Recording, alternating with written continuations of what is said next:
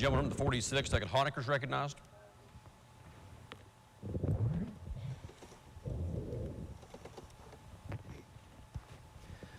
Thank you, Mr. Speaker. I don't think anyone doubted probably that I would rise to speak on this bill today, and may even say one or two things that will surprise you.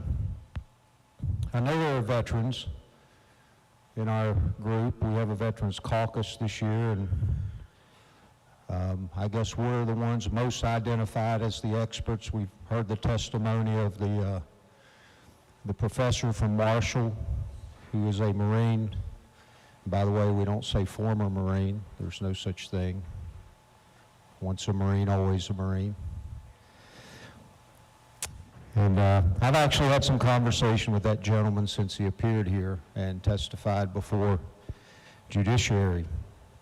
And one thing that veterans do not do, and I can speak of our veterans in here on this bill, we have not supposed to take some moral high ground and conduct ourselves as if our opinions mattered more than anyone else's.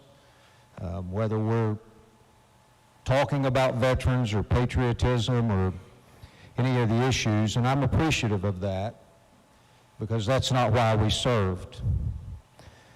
And I don't assume to take the patriotic high ground and somehow talk down my nose at any of you just because I have some military service, just like our other veterans. Which leads me to this.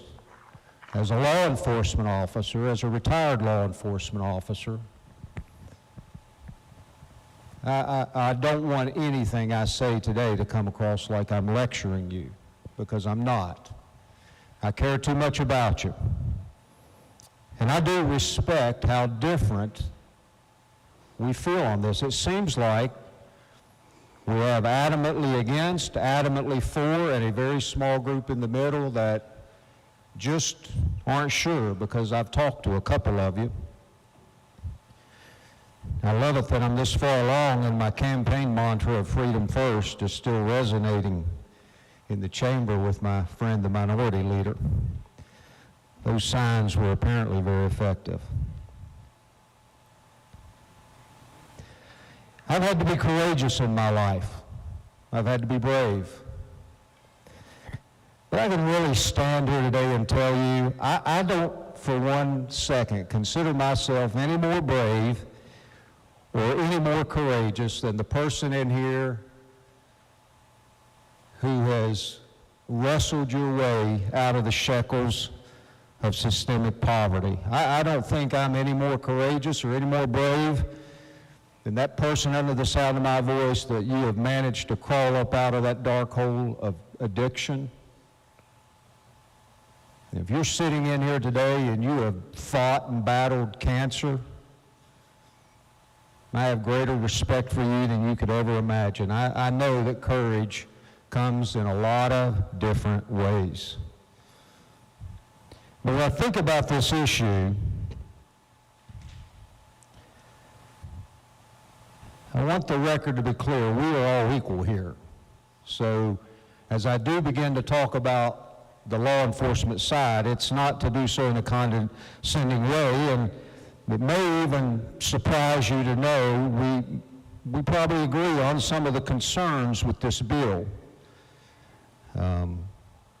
I get a little frustrated with the people that talk about this issue and they don't know the difference between a clip in a magazine or a semi-automatic and automatic, and sometimes we're fighting against people that haven't done their homework, and that's been pointed out pretty well. And after all, I'm the one who in Judiciary Committee called this a vain race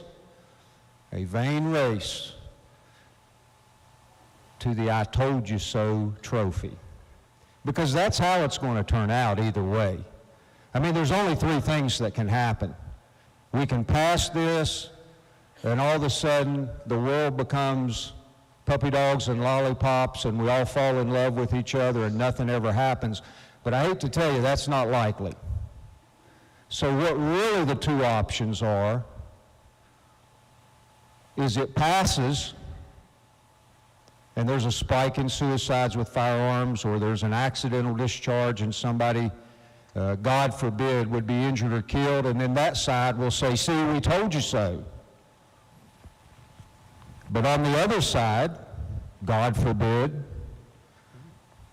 somebody walks onto one of our campuses with the idea of doing harm, and someone providentially is there and armed and prepared, and they stop it, and then we get to point our finger at the other side and say, see, we told you so.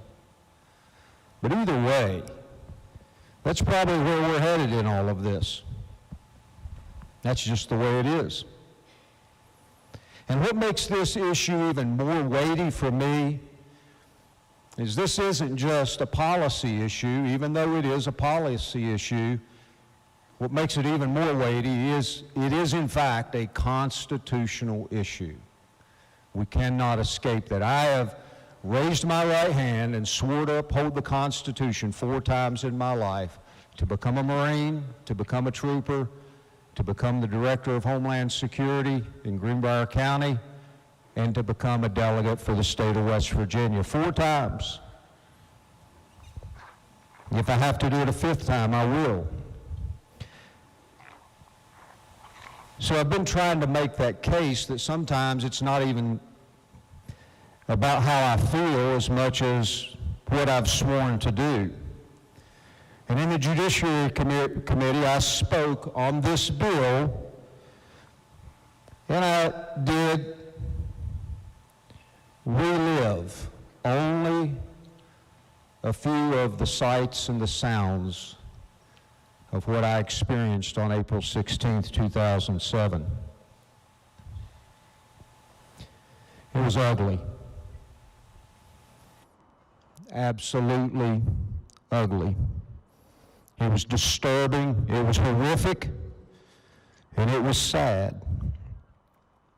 I can't even imagine today, at the ripe old age of 57, trying to walk into Norris Hall on the campus of Virginia Tech today. I don't even know if I could do it. I am that impacted. But I sure know what it looked like on that day. I remember the looks in the faces of those kids. I remember thinking, I cannot believe how much blood is in this hallway and on these walls and running out of these kids. I can remember those cell phones ringing non-stop and looking at colleagues then trying to figure out, should we answer those phones? These cell phones in these dead kids' pockets was ringing incessantly, non-stop. Because by then it was national news. Everybody was hearing, everybody was calling to check on their children. I was literally in a hallway, not unlike the East Wing here. That would be close to what Norris Hall looked like, with 31 dead bodies. Most of them kids. Had my own kids at home. You can imagine I thought about them. I still know the faces. I still know the blood. I still hear the ringing cell phones I shared with colleagues.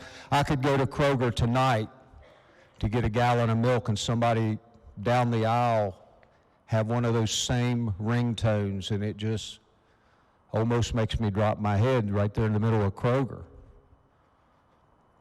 because it takes me back to Norris Hall. The idea of the innocence that was shattered and the realization of what humanity had become, and the shattered idea of this, please hear me, the shattered idea of this, it can never happen here. It'll never happen here. It happens somewhere else. It'll never happen at WVU. It'll never happen at Marshall. It'll never happen at New River Community College. It'll never happen there.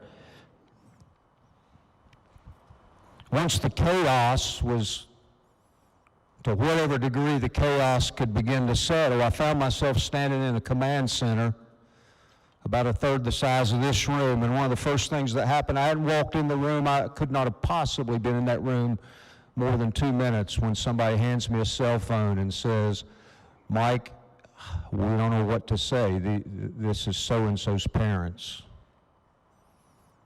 It was one of the dead kids, their mom and dad. And I had to take the phone and talk to somebody that was in Massachusetts trying to figure out how to get to Virginia Tech to see if their child was still alive, and have to tell them on the phone, "I am so sorry. I am so sorry. But your child was one of the students killed today. And I'm here, and I'm going to meet you here when you get here." Listen, I won't beleaguer this. My duty over the next 2 weeks there, but specifically the next 48 hours, was to make death notifications and to help with death confirmations, to sit down with parents, even with the bullet holes in the kid's face, to get positive identification and to help them with making arrangements. And I said all that to say this as I close. I shared with the Judiciary Committee that when I got home that night, it was 2 a.m., I had 4 hours to maybe grab something to eat, change clothes, maybe, as if somebody could go to sleep and I had to go back because I had more families coming in.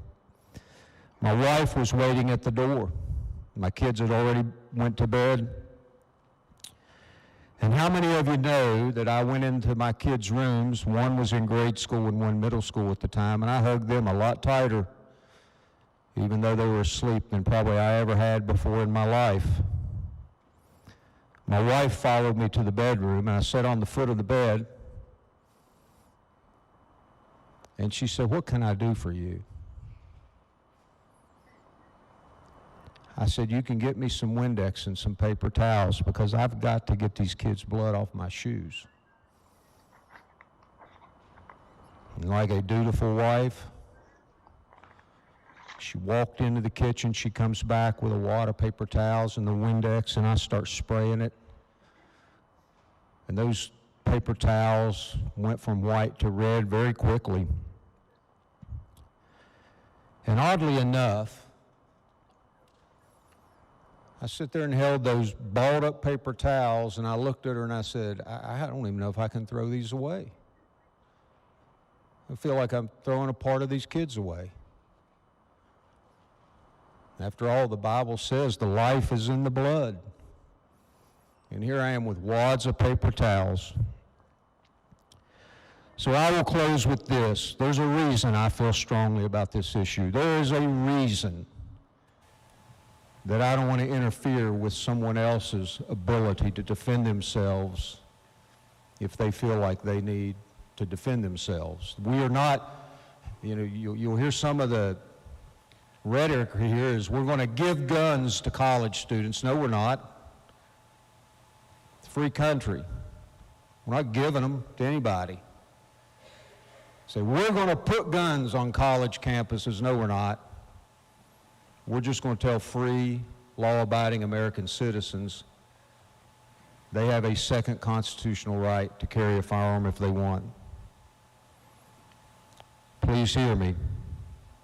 Years ago, I sat on the foot of my bed with Windex and paper towels, and I washed the blood of almost 30 kids off of my shoes because of an active shooter on a college campus. I fear that if I do not support this legislation and it happens again, washing their blood off of my shoes will not compare to trying to wash their blood off of my hands because I disarmed them when the wolf came. And because of that, I will support this legislation, and I will urge you to do the same. Thank you. The gentleman from the 53rd, Delegate Prince, recognized.